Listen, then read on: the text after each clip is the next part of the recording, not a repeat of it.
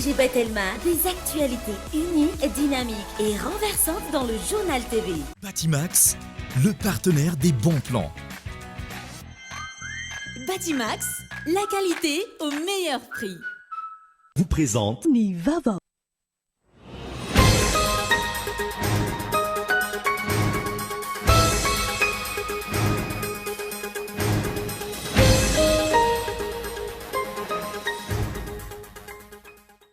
Teto Antananarivo no nanomboan'ny fitsarana avo momba ny lalam-panorenana ny fampahafantarana bebe kokoa.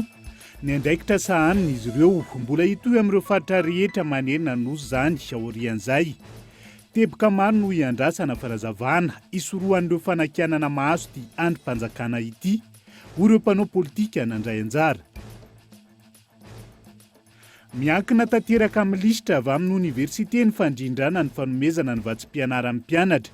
Izay namafisin'ny ministry ny postra malagasy raha nanontaniana mikasika ny olan'ny fizarana bourse izay niteraka hetsika nataon'ny mpianatra andro maro lasa izay.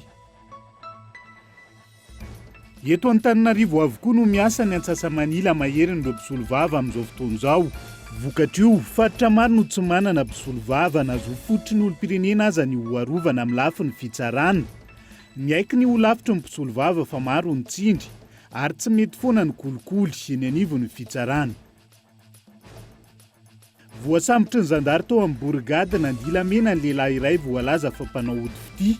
Raha ny fanazavana mihetsika mbalavela avokoa ireo vehivavy tratran'izay ody fity izay. Maresaka iraisany pirenena. Ampitsahatra ny tifitra taony orinasa iray ao amin'ny Seranatsambo any Mariupol Ukraine ny miaramila Rosianina. Araka ny fanambarana nataon'izy ireo ny alarobia teo. Laza ny anokatra couloir humanitaire mandritra ny 3 andro ahafahan'ireo sivily miala amin'ny toerana misy ny ady ihany koa izy ireo nanomboka omaly.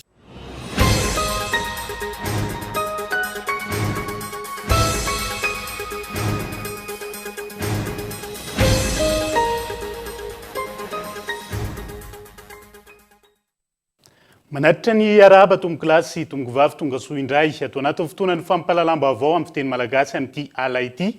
Atolotra ny araba omba piraritso asaiko ampanajana ihany koa ianao hiaraka aminay hatramin'ny farany.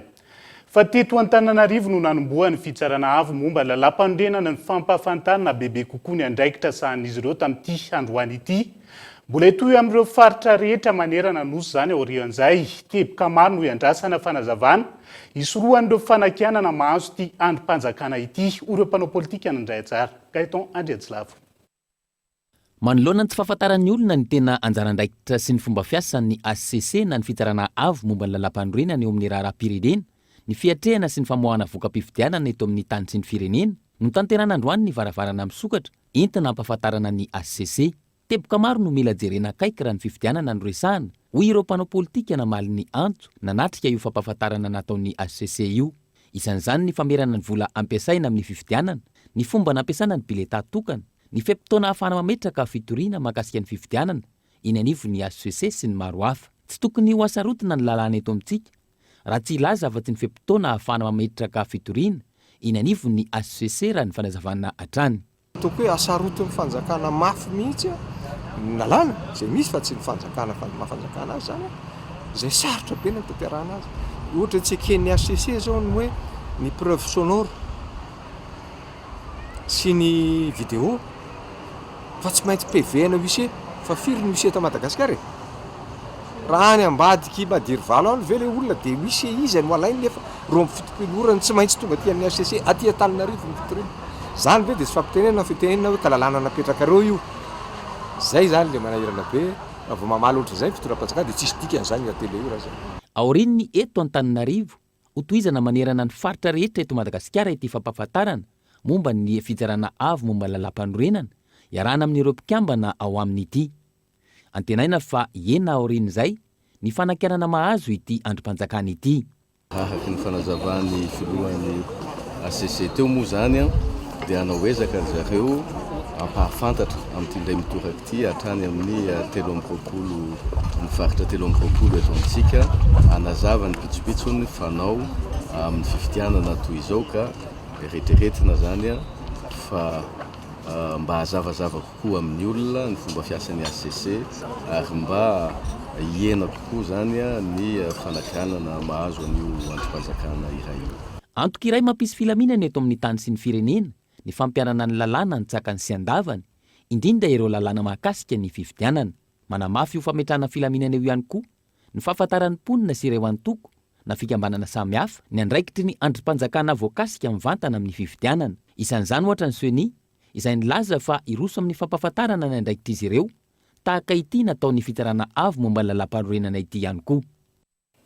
Fa maro ny andin-dalàna mifanohitra amin'ny voalalaza ny lalam-panorenana ka natonga ilay tolo-dalàna mahakasika ny fizakantena ny oniversite no lavina hono teo anivon'ny fitsarana avo momba lalam-panorenana.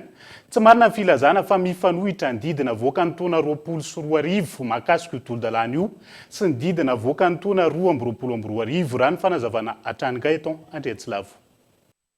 Ny fahatelo ny volana Jolay taona 2024 nisy ny fanapahan-kevitra navoaka ny ACC teo aloha momba ilay tolo-dalàna mahakasika ny fizakantena ny oniversite sy ireo lehibe ny sampam-pikarohana sy sampam-pianarana misy miankina amin'ny fanjakana eto Madagasikara.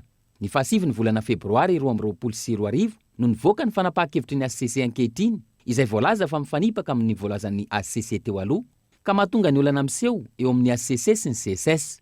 Tsy marina izany, hoy ny eo anivon'ny ACC. Didy zay navoaka nay farany teo zany zay mahatonga an'izao tabataba ny université sy fitokonana izao dia mifanohitra amin'ny didy zay navoaka tamin'ny 2024 tsy marina velively zany satria ny didy zay navoaka tamin'ny 2024 io dia tsy manome alalana mihitsy an'izany hoe tsy mampimanota zany, tsy manome alalana mihitsy ny hoe ny andraikitry ny prime ministre zay voalaza mandininy fa 5.20 ao amin'ny lalam-panorenana dia milaza zany andiny zany hoe ny filaminam-bahoaka zany sy ny fahamarina toerany fanjakana sy ny filaminana zany amin'ny ankapobeny dia andraikitry ny prime ministre izany.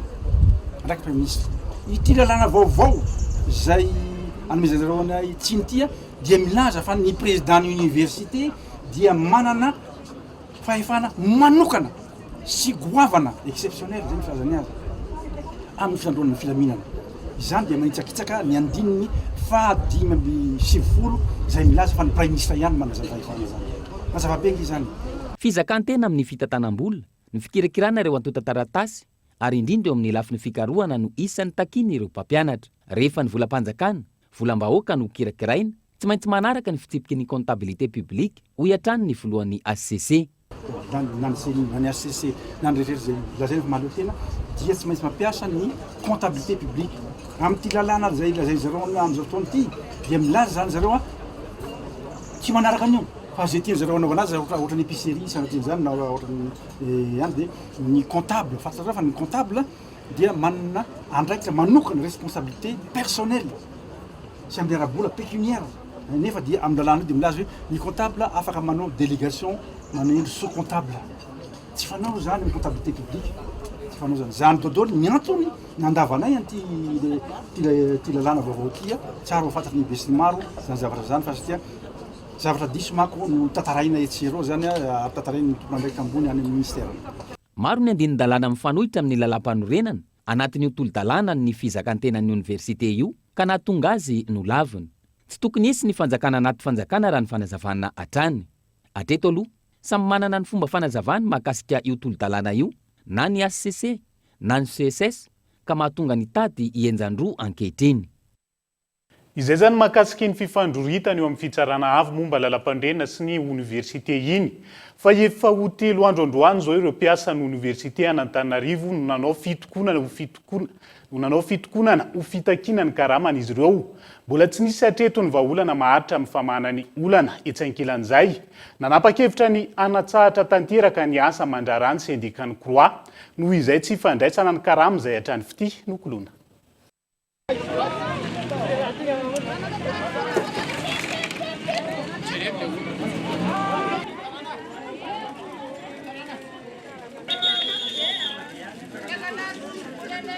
Ny toy androany etsika fitakina karama ho an'ireo mpiasan'ny université ireto.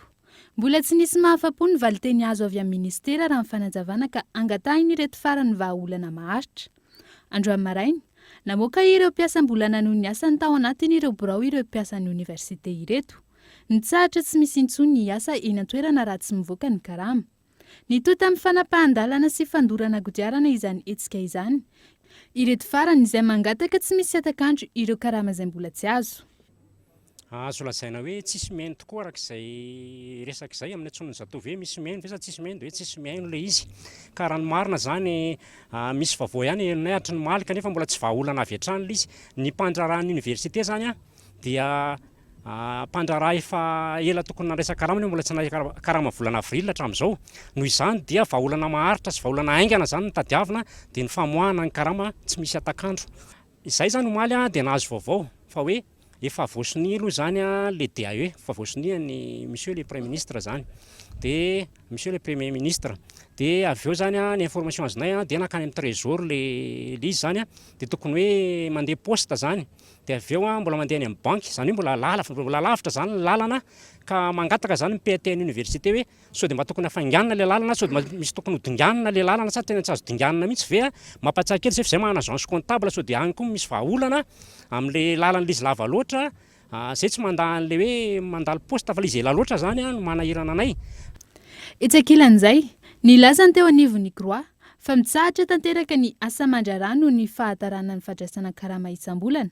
Efa lava reny ny olana amin'ny fandraisana ny karama izay nanomboka tamin'ity taona ity. Anisan'ny manana andraikitra feno amin'ny fandrindrana sy fikojana ireo tranon'ny mpianatra ny Croix ka mangataka vahaolana aingana. Karama volana aprily fa ny tena olana zany isaky ny andray karama zay dia miandry volana manaraka foana, indraindray efa miandry efa 20 andro aoriana tokony andraisana karama ohatra ny mpiasa-panjakana rehetra vao mandray le karama. Dia hitanay hoe miverimberina foana zany le izy tsy fantatra hoe aiza loatra le tena olana ao amin'ny ampikirakira ny ara-taratasy sa ny ara-bola sa ny mpanapa-kevitra ve le izy. Dia zay zany no tapaky ny fivoriam-be hoe atsahatra aloha ny asa. Croix hatramin'izao aloha mbola tsy nahazo fanampiana ara-bola zany hoe mba ahafahana manatanteraka ny asany. Dia ny Croix zany ny asan'ny Croix dia mikarakara le trano, le mikarakara tiako lazaina hoe raha misy tafo simba dia mikarakara an'izany ny Croix, raha misy varavarana potika, raha misy mpangalatra tratra dia manenjika an'ireny koa ny agent de sécurité anay. Dia rehefa satria ny olombelona maha olombelona anazy dia misy maloto mivoaka avy amin'ny olombelona dia ny mpiasan'ny Croix tompoko ny manadio an'ireny maloton'ny mpianatra ireny. Raha ny fanazavana avy amin'ny loharam-baovao tao amin'ny ministera amin'ny fampianarana ambony sy ny fikarohana ara-tsiansy. Tsy avy amin'izy ireo velively ny olana ka mahatonga ny fahatarana amin'ny fandraisan'ireo mpiasan'ny karamany. Maro ireo dingana tsy azo ihoarana amin'ny famoahana amin'ny volan'ny mpiasa ary samy manana ny andraikitra tandrify azy ireo rafitra an-tanatohatra samihafa voakasika izany. Andao aloha tsy hetsika eo anatin'izay tontolo ny fampianarana ambony izay fa miankina tanteraka amin'ny lisitra avy amin'ny oniversite ny fandrindrana ny fanomezana ny vatsim-pianaran'ny mpianatra izay no namafisa ministra ny postra malagasy raha nanontaniana mikasika ny olana fizarana borsa izay niteraka hetsika nataon'ny mpianatra andro maro lasa izay miantarandrianay. Nitondra fanazavana mikasika ny olany fisitrana vatsim-pianarana ny ministry ny postra sy ny fifandraisan-davitra androany raha nanontaniana ny mpanao gazety mikasika ny olany fizarana vatsim-pianarana izay niteraka fitokonany mpianatra ny oniversite andro maromaro lasa izay. Resaka vatsim-pianarana dia hitantsika fa ny postra malagasy no manana tolotra amin'ilay hoe karatra hipoketra. Izany dia natao ho an'ny mpianatra à partir ny 2e année no miakatra.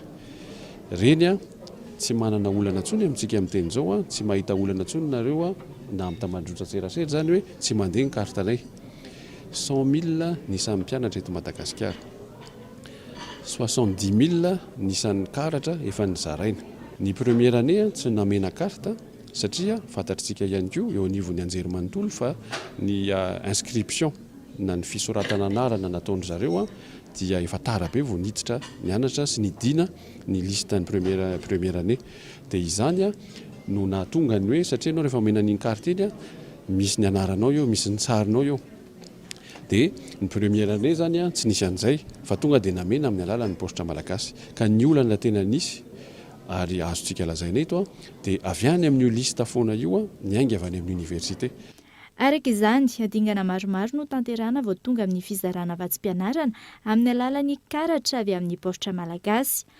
Ka tsy afaka ataontsika digitalisation io raha tsy manana ny lista ny inscription itsika hoe reto ny mpianatra niditra ka na misy ary le vola efa noman'ny fitondram-panjakana ka tsisy liste na tsy fantatra hoe iza ny tokony amena anazy, inona moa zany ny tokony omena an'le vola, tsy maintsy miandry an'izay tsika avy any amin'ny université, miangy avy any amin'ny université io a makany amin'ny ministère ny fampianarana ambony, makaty amin'ny ministère ny ahitao arakajy-mirindra, makany amin'ny ministère ny toe-karena sy ny fitantanam-bola, makany amin'ny fiadidin'ny repoblika, makany amin'ny rehefa vita daholo zany atotana taratasy sy fanamarinana zany, zay vao makany amin'ny postre malagasy.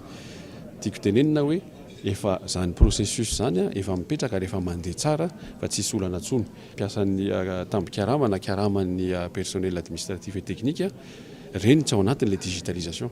Angamba tsara ihany ny tenentsika hoe ny olona maro miteny hoe digitalisation problème, digitalisation ny solution fa tsy ny problème, fa itsika le mametraka an'le izy no manana fahasahiranana kely mametraka an'le izy satria fanovana le izy. No amafisy ny minisitra ankilany fa ny firosoana tamin'ny fampiasana ny karatra nomerika io no isan'ny vahaolana amin'ny fandoavana ny vatsim-pianarany mpianatra, ny fangarahana izany ary ahafantarana ny tena mpianatra eny amin'ny université.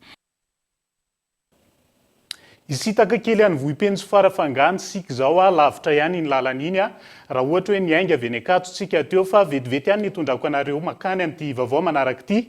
Foto-drafitrasa maro no notokana ny filoha Andry Rajoelina nandritra ny fijidiana nataony tany vohipeny sy farafangany.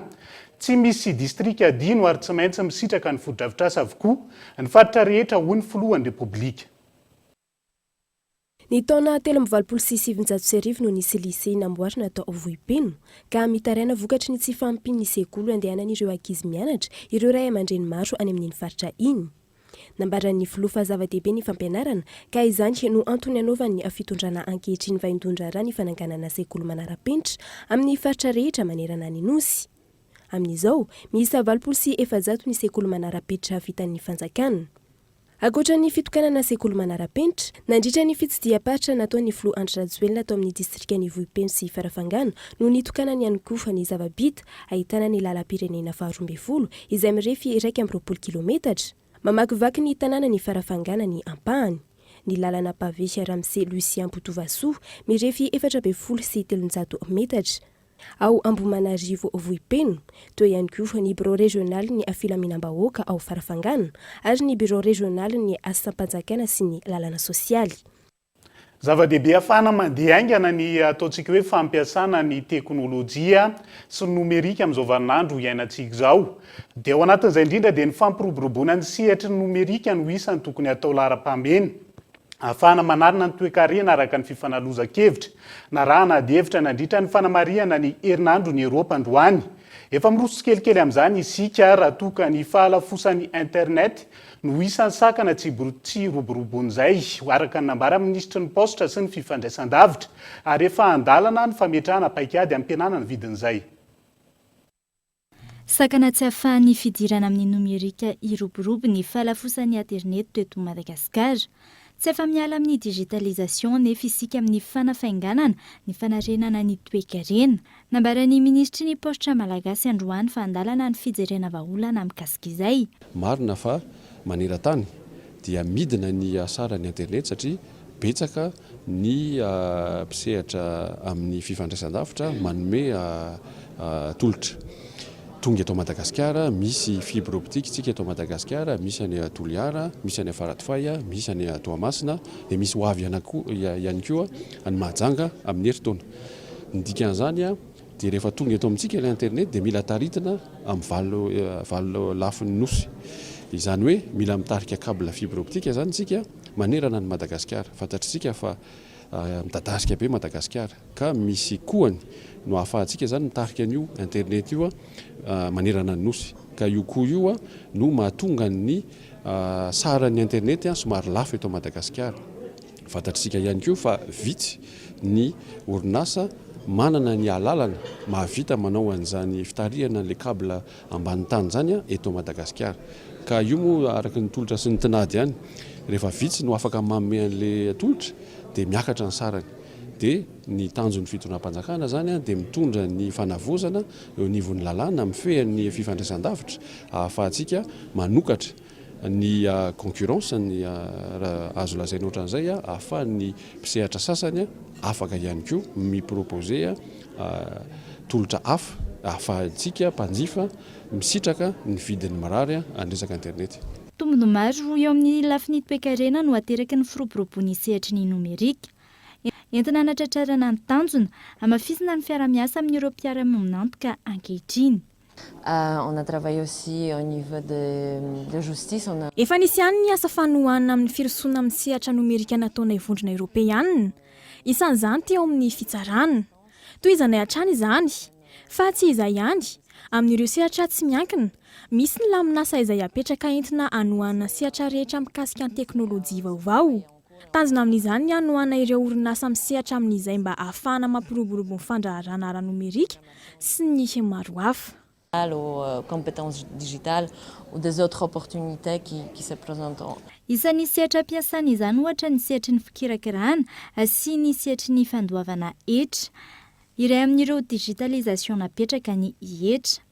Digitalisation ny procédure na gestion ny impôts et taxes ao amin'ny DGI zany ny tombony ho an'ny tombony indrindra zany dia voalohany ho an'ireo orinasa satria mba ahafahany mampiena an'le coût amin'ny resaka hoe coût-na papier sy ny sisa dia eo ihany koa le coût amin'ny resaka déplacement fa ny tombony be indrindra zany dia ny ady amin'ny kolikoly zay moa zany tena tombony be indrindra ho an'ireo reo orinasa zay mandohetra fa ny tombony ihany koa ho an'ny DGI zany ho an'ny administration fiscale ho an'ny fandrakana dia ny fananana base de données fiable et sécurisée zany hoe zany base de données intégrée mba ahafahany manatsara ny fampidiran-ketra dia ny faharoa ihany koa moa zany ny tombony dia ny fampiakarana ny hetra mihitra. Niompana tamin'ny fampiroboroboana ny fampiasana ny nomerika ny fifanankalozan-kevitra no totosain'ireo avy amin'ny sehatra tsy miankina, solon-tena-mpanjakana ary ireo mpiara-mioninantoka androany nandritra ny fanamariana ny herinandron'ny Eoropa. Fa eto Antananarivo avokoa no miasa ny Antsasamanila mahery-n'ireo mpisolovava amin'izao fotoana izao vokatra io. Faritra maro no tsy manana mpisolovava nazo fototry ny olom-pirenena aza ny hoarovana amin'ny lafiny fitsarana.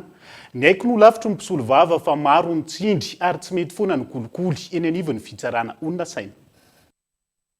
Mijanona eto Antananarivo ny ankamaroan'ireo mpisolovava hatramin'izay ary nanaraka ny diany teo aloha ihany koa ireo zandry taty aoriana. Vokatra io mivangongo eto Antananarivo izy ireo ary fitsarana maro any amin'ny faritra no tsy ahitana mpisolovava. Raha ny eto Antananarivo dia marina izay hoe be loatra ny eto Antananarivo satria eo amin'ny 900 eo ny isan'ny mpisolovava miasa eto Antananarivo. Raha eraky Madagasikara no resahana eo arivo na arivo latsaka kely eo ny isan'ny mpisolovava.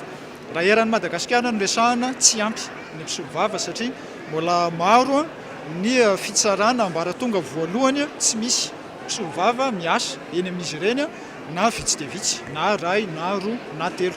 Ireny zany mbola iraina no ampirisihana na mpisolovava andeha anatevin-daharana namany any amin'ny sampana misy ny olafitra rehetrarehetra any amin'ny faritany sy ny distrikta misy fitsarana rehetra any. Ampirisihana hoy aho satria izahay ato amin'ny olafitra mpisolovava tsy afaka ny mandidy. Isan'ny toerana tsy ahitana mpisolovava ny any amin'ny fitsarana ambaratonga voalohany ao Ambovombe, fitsarana ambaratonga voalohany any Port Berger sy ny maro hafa. Misy ihany koa ireo fitsarana manana mpisolovava saingy iray ihany toy ny any Mampikony. Misy ny fanentanana saingy vitsy ireo mpisolovava maresika makany amin'ny faritra ho ny olavitra na zo fototry ny olom-pirenena aza ny hoarovana indrindra manoloana ireo endrika fanapara-pahefana miamahazo lakika tatoato. Ankoatra izay tsy anaiky intsony ny olavitra manoloana ireo tsindry sy raha-matahora atao amin'ireo mpisolovava eo am-panatanterahana ny asany. Marina tokoa izay hoe misy ny tsindry fa io moa zany tahaka ny asa mpitsarana rehetra misy ny atao hoe risque. Asa ny sehatra sasany eto amin'ny fitsarana mety mahazo hoe indemnité de risque izay mpisolovava tsy mahazo an'izay indemnité de risque izay fa izay le antsoina amin'ny teny frantsay hoe risque du métier. Misy ny tsindry samihafa, misy ny fampitahorana, misy ny efa mpisolovava, misy ny anambana basy fa izahay eto amin'ny olafitra mpisolovava tsy anaiky mihitsy raha toy ireny zavatra ireny mbola misy ny fiverenana. Tsy mora miady amin'ny kolikoly fa mila anao zany mametraka paikady maty paika araka mampaikady azy kanefa ihany koa mampikady azy tsy tokony no atao fantatry ny daolobe mialoha daholo lay izy satria nyzany kolokolo zany efa misy olona marobe no tafiditra lalina ao anatin'zany kolokolo zany ary efa mahazo tombontsoa matetika amin'izany kolokolo zany mazava ho azy matoa izy mahazo tombontsoa amin'izany tsy anaiky moramora izy no anesorana izany tombontsoa zany eo ampelantanany. Androany mpisolo vava-pianatra raha misy 7 no nanao fianianana teny amin'ny lapan'ny fitsarana Anosy. Afaka 3 taona izy ireo no antsoina hoe mpisolo vava, na izany aza nanomboka androany navitan'ny fianianana dia mandray ny asa tahaka ny mpisolo vava rehetra. Mbola mivangonga eto Antananarivo avokoa araka izany mpisolo vava raha iny fanadihadiana iny amin'ny fanontaniana mipetraka ao anatin'izay ny hoe ahoana zany ny any amin'ny faritra samihafa indrindra ny any amin'ireo faritra lavitra indrina sa hoe samy misolo vava ny tenany ao anatin'izay. Fa miroso amin'ny fametrahana ny réserve nationale d'or na ny tahirim-pirenena amin'ny volamena ny fanjakana amin'ny alalan'ny ministera ny arena kibolotany sy loharanokarena stratégique makasika io izay ahafana mampiditra ny volamena avy eto an-toerana novidiany ny banky foiben'ny Madagasikara. Ho lasa volamena sokajiana anatin'ny hors monétaire. Hatramin'ny volana aprily mandidina ny 2 taonina sy 3 kilao eo ny lanjan'ny volamena novidiany ny BFM ary miroso mipaikady rehetra amin'izany amin'izao fotoan'izao fanampanazavana. Io volamena io zany izay nividiana teto an-toerana dia voasokajy ao anatin'ilay hoe doré manana tahana fahadiovana ambony 5.7 isanjato. Ny hors monétaire anefany sady volamena manaraka an'ireo fepetra isan-karazany le atao hoe hors responsable zany. Tsy hoe volamena azo avy amin'ny fampiasana zaza, mercure sy ny tariny zany misy fepetra isan-karazany dia tsy maintsy ireo ataontsika hoe raffineur manaraka ny fepetra iraisam-pirenena ny London Bill Market Association na ny BMA no mahamadiantsika an'ireo ho lasa hors monétaire. Efa nisy koa ny fanapahan-kevitra nyresin'ny filakevim-pitantanan'ny banky foibe zany tamin'ny 4 volana avril tamin'ity 2022 ity dia ahafana mampiditra ny volamena anisan'ny réserve de change. Migadona ny fotoana ny fialan-tsasatra anaty dokam-barotra foya raha tsika rehefa avy eo ny fanadihadiana makasika ny ody fity sy ny ambalavelona any amin'ny faritra loatra mangoro eo ihany koa ny fampitana mivantana ny asan'ireny miaramila mpanao fisafona ireny izay arahana amin'ny Elara Nevson sy Fabrice Razanadrabe mandrapitafa vetivety ary.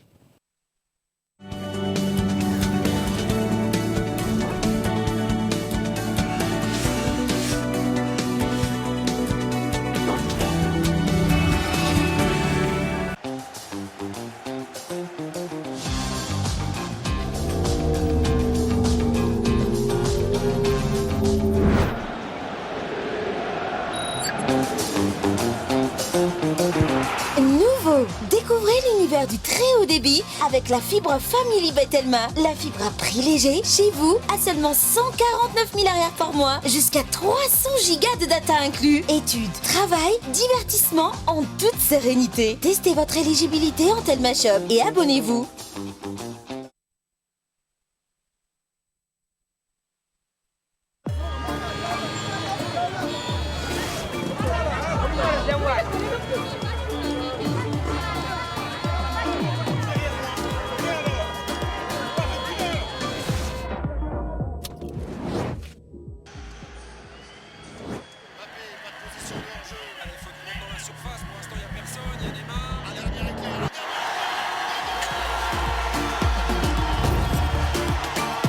Avec la nouvelle application Canal+, retrouvez plus de 25 000 programmes en replay. Profitez des meilleures chaînes en direct et contrôlez votre consommation de data. Téléchargez-la dès maintenant, c'est inclus dans votre abonnement.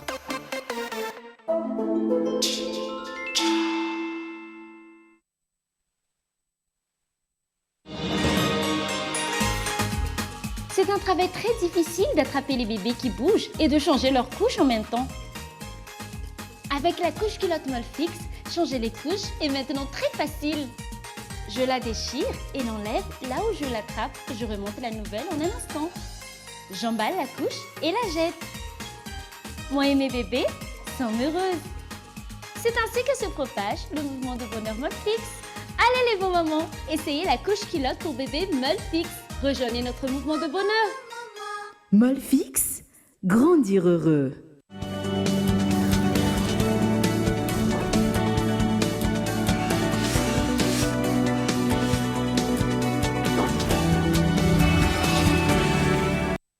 tonga soa ato anatin'ny tapany faharoa amin'ny fampahalalam-baovao amin'ity alaity araka ny nambarako teo dia anyvelany any ny alarana Evson sy Fabrice Rajanadrabe ampitantsika mivantana ny makasika ireny ataontsika hoe ny asany miaramila mpanao fisafona ireny sy manodidina an'izay ndao arahantsika raha efa vonina ny sary makasika an'izay.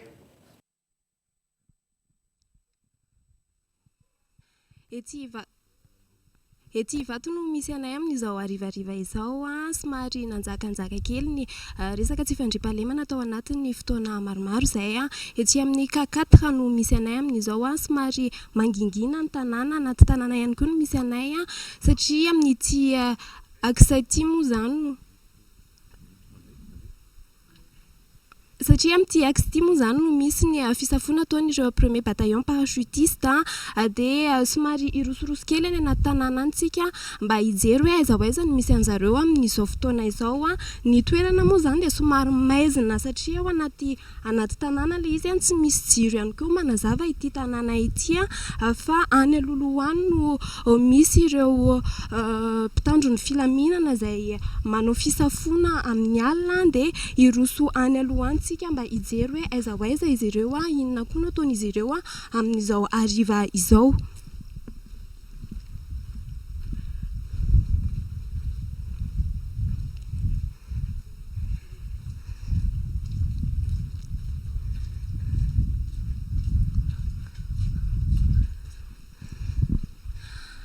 Araka ny hitantsika amin'izao dia ety amin'ny lalana ety misy ihany ny andrin-jiro fa saingy tsy mirehatra ny jiro fa ao anatin'ny aizina ny olona no mandeha amin'ilay toerana izay somary mangina ihany koa tsy fantatra hoe iza ny eo alohana hoe ohatrohatry ny ahoana ny amin'ilay lalana fa dia tena maizina tanteraka mihitsy.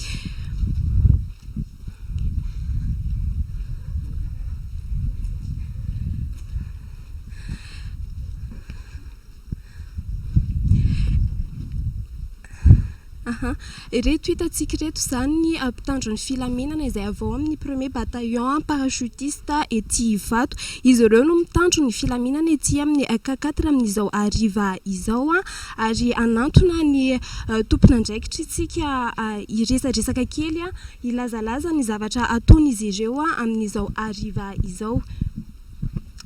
Miarahaba tompoko. Inona moa zany ny hoe zavatra ataonareo amin'izao ariva izao firy eo ny isanareo inona moa zany fitaovana ampiasainareo? Za moa zany no lieutenant Rabelia avy eo amin'ny premier bataillon parachutiste. Ny zavatra ataonay zany zao dia manao patrouille zany zay. Dia za koa no chef ny patrouille androany.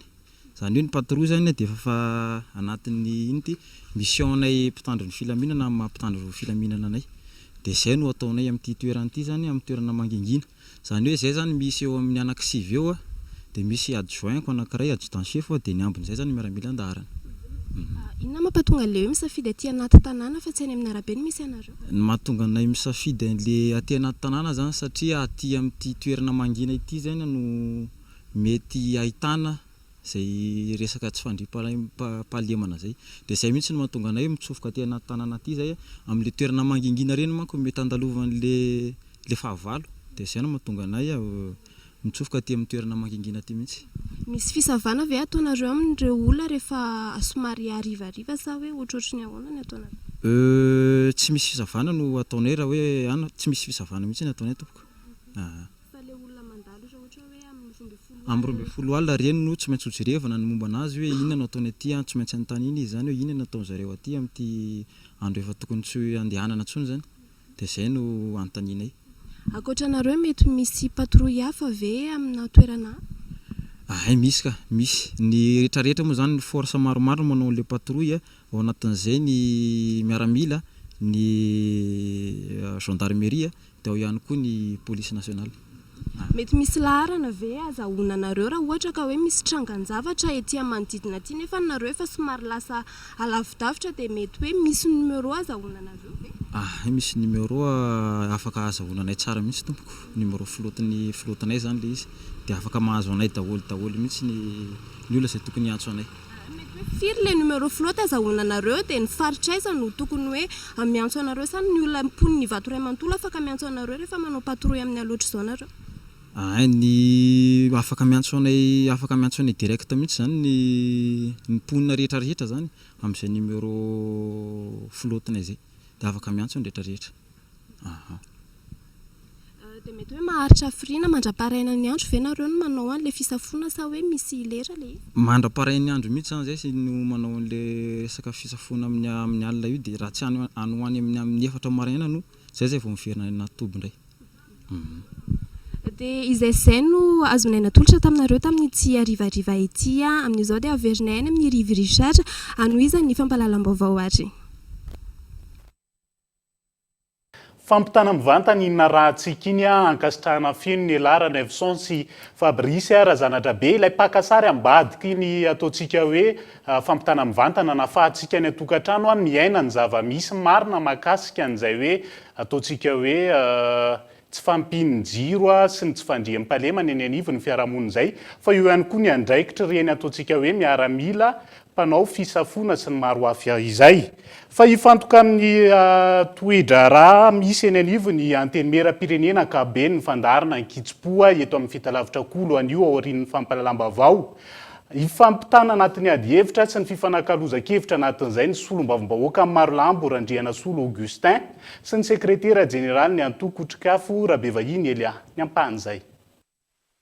Dia aza tetra koa raha ity kosa mety satria zahay dia mitsangana eo afovoany dia miteny tsiakijany hoe ty mety ty tsy mety ao amin'ny Assemblée nationale ohatra zay maro ane raha tsy mety eo fa miezaka manafina lay ataontsika hoe miakanjo n'lay loko volomboasary satria mieritreritra izy fa ny fanaovana ny akanjo iny natao hoe manohana fitondrana diso zay fa ny fanaovanao ny asanao mipakany amin'ilay vahoaka raha mety ilay izy dia tenenan'ilay vahoaka mety io tsy mety ilay izy dia mekaraha tsy mety ny raha io fa zao mahatonga ny tsy mety dia edivana ilay izy masamy teny ianao fa misy sasany nge tsy teny mihitsy izy fa zay ampilamindamana azy ny resahana ho ikloa raha no angatahana mahafahana manazava ny resaka hoe ity mizara tokony ahitsy ho anareo zay maro anisa indrindra ny tokony anitsy an'ity mba ho fananana ny filoam-pirenena rehefa avy eo ange samy nanenina daholo ihany na le olona nanakana an'ilay izy re hoe tahaka izay ranga alefaso indray ranga fa manaraka toananay nareo fa alefaso iny zavatra iny ay ve zany tena hevitra reo anatiny satria natsiaro izy hoe afa baraka tanteraka noho ilay hevitra navoakana inona tokoa moa ny tokony anakanana ny fifampiresahana amin'ny katotrano zany isan'ny mba zavatra tsy azoko hoe isany manome sary ratsy sy modely ratsy ho an'ny vahoaka malagasy sy mpisehatra rehetrarehetra amin'ny lafin'ny politika ny fomba fanao politika sy ny adihevitra hoentina ao anatin'ireo antenimeratsika anankiroa reo any ka mahatonga ny olona hoe sao dia tsy ilaina tsony ary reo tsy izay otrikafo no miteny an'izay fa adihevitra apetraky ny olona zany satria tsy hitan'ny olona kosa ny fetraika n'ilay adihevitra atao amin'ny fiainam-pirenena ka akory ary atao raha mandroso an'izay adihevitra izay ny olona fa ozy aho hoe le izy zany tokony mba tena ho realiste lay mpitondra fanjakana na ny antenimera ohatran'izany hoe ny adihevitra tokony atao re dia zao hoe mamaivay ny fiainam-pirenena mahantra ilay vahoaka malagasy tsy misy ny asa vahaolana na tolo-dalàna mety hama an'izay olany firenena izay ny tena tokony edikevitra. Rehefa avy eo aorian'ity fampahalalam-baovao ity no anarahana ny fandaharana Ankitsipo iny fa mafy ary tsy mora ny mandrato fahalalana eny anivony Anjerimanontolo ny fikirizana sy ny fiaretana ihany anefa ny fototry ny fahombiazana. Ireo mpianatra izay nahazo mari-pahaizana androany mpianatra miisa 500 avy eo amin'ny faculté de droit et sciences politiques androany no namarana ny taom-pianarana izy ireo teny anivony Université Fity Lokolona. Fitokonana, fitakiana vatsim-pianarana, fiatono ny fampianarana. Izany rehetra izany no sedraina rehefa mianatra eny amin'ny Université an'Antananarivo. Na eo azy izany sakana maro samihafa izany, tsy maintsy tafita amin'ny fianarana ny tanjona ho an'ireto mpianatra eny amin'ny Anjerimanontolo. mifampiankina ireo mpampianatra sy ireo mpianatra azahoana fahombiazana mandritry ny fotoam-pianarana. Samy miezaka ny rotota raha toa ka te ahomby raha ny fanazavana. Ny voakandroany ny andihany ireo mpianatra avy amin'ny faculté de droit et sciences politiques teny amin'ny université an'Antananarivo. Cérémonie na sortie de promotion na vita M1 première année de master, promotion Andriafo de deuxième année de master, promotion à Rentsu eto anivon'ny faculté de droit sciences politiques à l'université an'Antananarivo. Tiako amarihana kely fotsiny ary anisy ao anatin'ireo mpianatra vao nivoaka reo misy efa afaka an'le concours d'entrée tany amin'ny école nationale de magistrature zay araky ny teneniko teo ny 700 ny afaka tamin'ity taon'ity dia mpianatra nivoaka fa teto amin'ny sampam-pampianarana lalàna sciences politiques eto anivon'ny université an'Antananarivo. Hiditra tanteraka anatin'le fianarana satria te ho tafita dia ny mpampianatra koa manao ny aintsy ho zavatra araky ny tenenina teo mba tonga n'le fampianarana ho to fa sarotra ny fampianarana amin'izao fotoana izao noho ny reny antony hitantsika rehetra reny noho ny grevy sy ny sisa. Tsy tsoniny any amin'ny université tsy miankina amin'ny fanjakana mianatra eny Ankatso raha ny fanazavana ireto mpianatra vao nahazo mari-pahaizana androany. Mafy ary mila ezaka avy roa eny ny famitana ny fianarana noho ireo olana sy pitsopitso mety ho sedraina mandritra ny taom-pianarana. Tsy tokony hipetrapetraka fa afaka sady miasa ny mianatra ho ireo mpianatra navita fianarana rehefa misy ny fiatoana eny amin'ny université ka manampy amin'ny fitadiavana asa ao aoriana izany. Dia ohatrany ahoana ilay mianatra ety Ankatso, mafy ilay izy fa apetraka ny tanjona hoe tsy maintsy tafita fianarana ny atao dia na dia misy ary ny ohatrany hoe divertissement ivelany dia miezaka foana hoe mianatra dia izay no mametraka principe izany. Nanomboka 2013 première année dikana manaraka azo aloha izao ny diplôme dia araka lazaina teo sarotsarotra ny concours ny fitadiavana asa fa miezaka foana hatratratrany efa natao hatramin'izay ny ezaka dia vitaina dia atao hatramin'ny farany. Fanentanana ho an'ireo zandry rehetra mila mianatra tsara daholo, hitantsika tsara ny situation amin'ny firenena dia miezaka mianatra mba ho tafita daholo dia izay no afatra. Mpianatra 590 avy amin'ny faculté de droit et sciences politiques no nankalaza ny famaranana ny taom-pianarana tetsy amin'ny université an'Antananarivo. Mpianatra navita master 1 sy master 2 ireto mpianatra nahazo mari-pahaizana ireto. Zay zany mafy mianatra eny Ankatso fa nirariana fotsiny mba tsy ho betsaka no Ankatso fa mba azo ataontsika hoe mari-pakasitrahana tondreny mpianatra reny androany avokoa ny mpianatra eny an-toerana. Fa manomboka amin'ny fomba ofisialy androany ny kastina amin'ilay horonan-tsary malagasy voalohany tontosain'ny mpamokatra frantsay eto Madagasikara. Horonan-tsary izay mitantara ny fandehanana anaty taxi borosy iray Iazo Antolagnaro ka manova ny fiainan'ireo mpandeha noho ny fahasarotana sy ny sedra maro ny ainan'izy ireo teny Andalana Gaeton Andriatsilavo.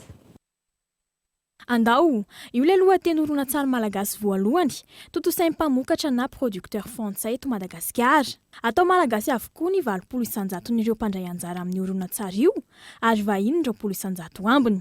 Manomboka androany araka izany ny kastina iantsoana ny malagasy rehetra manana talenta eto an-toerana. Ary misy ihany koa ny kastina atao any ivelany. Karazana be da be tsika misy ohatrany sinoa, misy karana, misy gasy, misy au plateau, misy ny any amin'ny côte dia ireo olona rehetrarehetra io zany tokony présenté ao anatin'io film io hoe gasy ray manontolo ao anatin'io. Izay mampatonga le antso amin'ity casting ity ho an'ny Madagasikara ray manontolo. Ho an'ny le izy koa misy ho an'ny diaspora, misy casting atao zany any a France. Fa mbola any a France moa zany mikarakara anazy fa eto Madagasikara zany dia izay eto mikarakara anazy dia tokony représenté ao daholo zany ny karazantsika malagasy ray manontolo. Tamin'ny fotoana Covid-19, pandémie isa 9 malagasy sy frantsay tafiaraka anaty taxi borosy tata Iazo Antolagnaro no iandohan'ny tantara. Maro ny fahasarotana ny ainana toy ny faratsiany lalana, ny tsy fandriam-pahalemana, fahasimban'ny fiara sy ny sisa. Ka nanova ny fiainan'ireo mpandeha taty aoriana. Karazan'olona samihafa no hita anatiny ka antony tsy anavahana izay rehetra maniry andray anjara. Na izany aza, misy fetra tsotra takiana. Mikasika an'ireo mpilalao kosa voalaza teo hoe raha ohatra ka ny tarehy sy ny misy ny hoe fiaviana aloha dia tsy misy manokana tsisy hoe voatery tsy maintsy avetsina hoe avetsika fa kosa alamoraina n'ilay filalaovana sy ny fiaraha-miasa satria miara-miasa mivahintsika dia olona mahazo teny frantsay ny tena ilaina amin'ilay izy satria na mpilalao matianina ary ianao raha tsy mifanaraka amin'ilay mpanatokosa izay iva en charge moa zany izy dia tsy afaka hotavavoaka ilay asa dia zay ihany ny fepetra angambany. Horonan-tsary lava na long métrage ity ho tanterahina ity ary natao anandratana ny tontolon'ny horonan-tsary eto Madagasikara. Raha ny fanazavan'ny Yves Anchard, mpamokatra, vola manodidina androa na 3 tapitrisa euro no ilaina ahafahana mamokatra ilay horonan-tsary. Fitaovana avy any ivelany avokoa no ampiasaina mandritry ny famokarana, ahafahana mahazo ny kalitao ilaina sy ny fenitra takiana amin'ny famokarana horonan-tsary. Iara-iasa sy fanometanana amin'ny fanatanterahana izany ireo mpamokatra malagasy manana maha izy azy eto amintsika. Horonan-tsary lava zany no atao anatin'izay hitako mifanaraka tsara amin'ny alava ny fotoana lany amin'ny 5 azo antolanary izay mandeha hatramin'ny andro maro eo raha mandeha ireny ataontsika hoe karandalana ireny. Avy any tolanary sika dia hiazo anandilana mena any anatin'ny faritra loatra mangoro iny. Voasambotry ny zandary tao amin'ny bourgade nandila mena ny lehilahy iray voalaza fa mpanao ody fity raha ny fanazavana. Mihetsika ambalavelona avokoa ireo vehivavy tratran'izay ody fity izay. Mianta randrianay. Tany Antany Menabaka tao amin'ny bourgade Nandilamena no nasaronana ilay lehilahy iray voarohirohy ho mpanao ody fity. Nandray fepetra avy hatrany nanao ny fisavana ny zandary tany an-toerana rehefa naray fitarainana tamin'ny ray aman-drenin'ilay tratry ny Ambalavelona. Tratehaka nandritra ny fisavana ny mpanao asa ratsy sy niaraka tamin'ny fanafody marobe sy ny sarin'ilay zazavavy mpianatra amin'ny kilasy famaranana. Dia nisy olona tonga teto aminay nitaraina fa ny haran'ny ankasipaharan'ny sasany ny zanany. Zany hoe asikin'olona fanafody izy ilay zanany dia voan'ny Ambalavelona izay zanany amin'ny kilasy famaranana. Rehefa natao ny fikaroham-baovao dia fantatra fa ilay lehilahy zatovolahy atao hoe no mpanao an'io asa ratsy io. Manoloana an'izay dia andraikitra ny zandarmeria tamin'ny alalan'ny fisamborana avy hatrany an'io lehilahy io. Kehitriny moa izy dia efa voatana eto an-toerana ary efa natao ny fanadihadiana dia miaiky izy satria na ny sarin'ilay zazavavy izay marary ankehitriny aza mbola trahatra tany aminy ary efa tafaverina amin'ny havany amin'izao fotoana izao. Raha ny angom-baovao, betsaka ny tovovavy efa tratry ny Ambalavelona sy mba tanteraka ny fianarany ary tsy any Andilamena irery no nahitana tranga tatoato fa toerana maro toy ny tany Andilanatoby izay ny fandrombona ny mpivavaka sy ny mpitsapo gasy ny fitsapoana azy. Dia izay ihany koa no entintsika miampita amin'ny maresaka iraisam-pirenena. Ampitsahatra ny tifitra taony ny orinasa iray ao amin'ny seranantsambo any Mariupol Ukraine ny miaramila Rosianina. Araka ny fanambarana nataon'izy ireo ny alarobia lasa teo, nilaza ny hanokatra couloir humanitaire mandritra ny 3 andro. Ahafahan'ireo sivily miala amin'ny toerana misy ny ady ihany koa izy ireo nanomboka omaly. À Mariupol, le cessez-le-feu décrété par les Russes n'a pas tenu. Tsy mitsahatra nidaroka bomba ao Rosia amin'izao fotoana izao. Miezaka ireo sivily rehetra mamoaka ny zaza-am-behivavy. Mbola betsaka ireo ankizy mbola tavela ao amin'io toerana io. Etsakilan'izay, nanao fanambarana i Vladimir Poutine ho malalaka misy ariva fa vonona hatrany amin'ny fandrohana sivily ireo tafika Rosianina. Betsaka ireo mpitsopinena vokatry ny ady ataon'ny Ukraine. Efa nandritra 2 volana zao no niaina tao anatin'ny fanafiana sy daroka i Mariupol. Araka ny loharanom-baovao hatrany, miamafa ny ady miosindra ao amin'ny orinasa Azovstal. Dia izay ihany koa no entintsika manakatona ny fampahalalam-baovao tamin'ity ala ity, ankasitrahako feno fanarano izany hatramin'ny farany. Azadimy mifandaharana ankitsipo rehefa avy eo tena kosa mametraka ny veloma mandrapitafa ho amin'ny rapitso indray. Veloma tompoko.